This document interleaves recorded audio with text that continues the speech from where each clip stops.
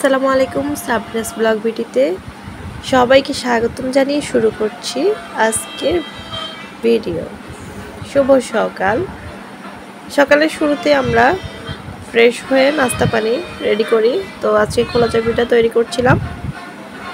তো আমি যখনই কোনো কিছু করতে যাই আমার ছেলে সেখানে এসে হাজির, সেও করবে। এক পর্যায়ে অনেক সময় বাড়াবাড়ি করে, যখন বাড়াবাড়িটা করে তখন অনেক বিরক্ত হই, আমি অনেক বকাঝকা করি, কিন্তু আসলে পরে মনে হয় যে না, ও তো এগুলো আসলে দেখে শিখছে, কিছু করতে দেওয়া উচিত। মাঝে মধ্যে বাড়াবাড়িটা আমার কাছে অতিরিক্ত হলে তখনই আমি বকা দিই।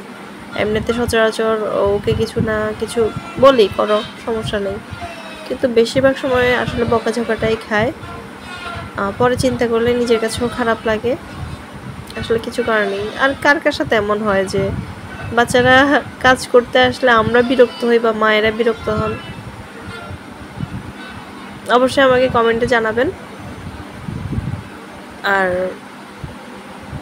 আমার জন্য দোয়া করবেন, আমি যেন এরকম রাগ আর না হই। আল্লাহ হাফেজ।